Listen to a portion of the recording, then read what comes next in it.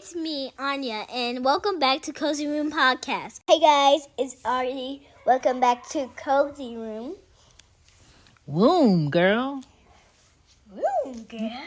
Hey parents, I'm Shan, mama of the girls, on Cozy Room Podcast, giving you the real on parenthood. Because books, TV, shows, and movies give you all the fluff. And we can't do nothing about that. Hey guys, it is Tuesday of Teachers Appreciation Week. And woo, I don't know how they do it.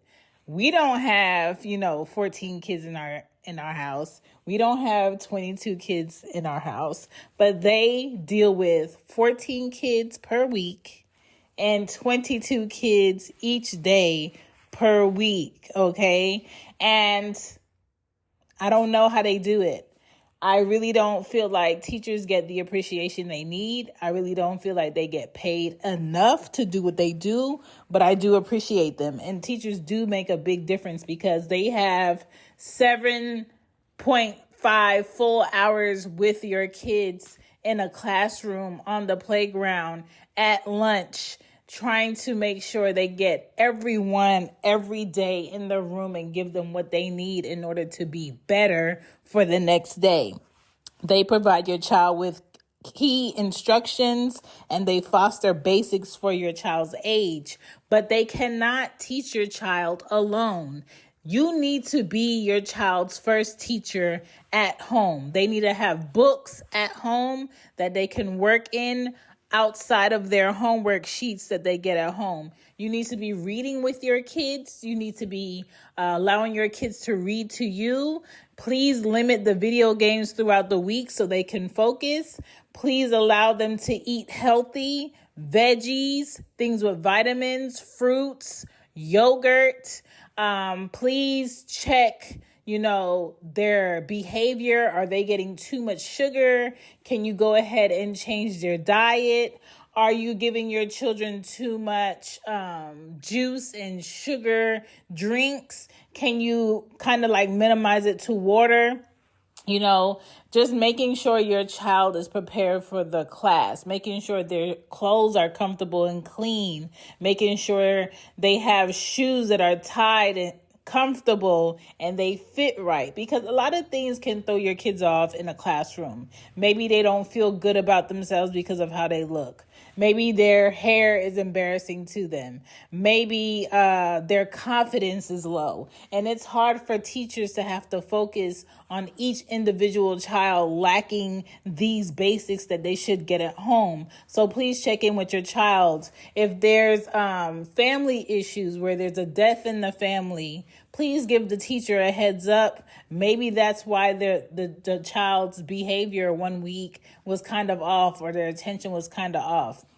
If there's a separation in the home, someone's leaving the home that has always been there, and there's a change in the home, let a teacher know. I think clear communication is what a lot of parents and teachers lack with each other.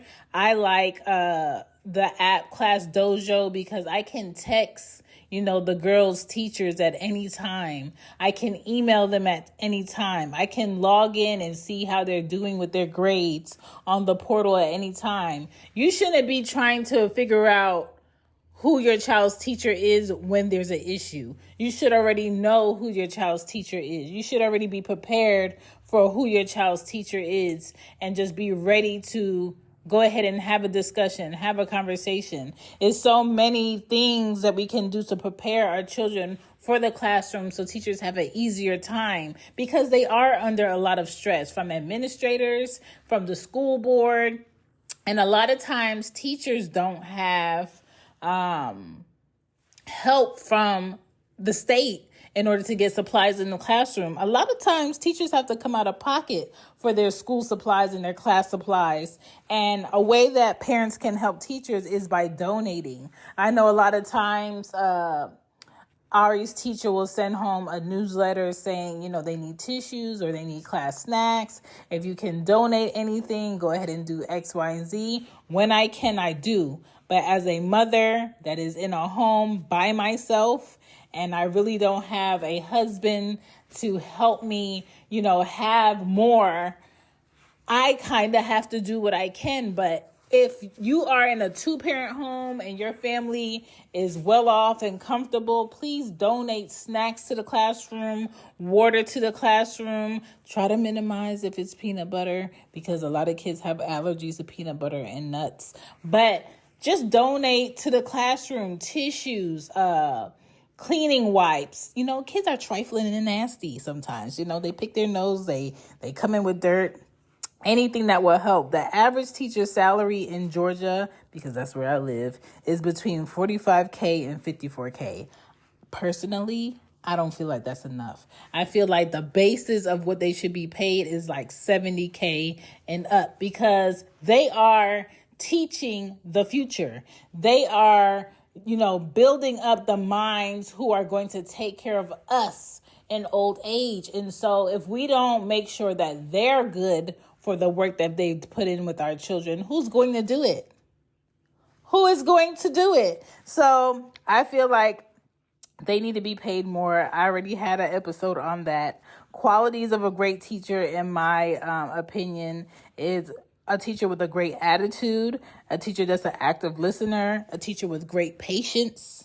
Listen, because the way my two be running me at home, I can't even imagine.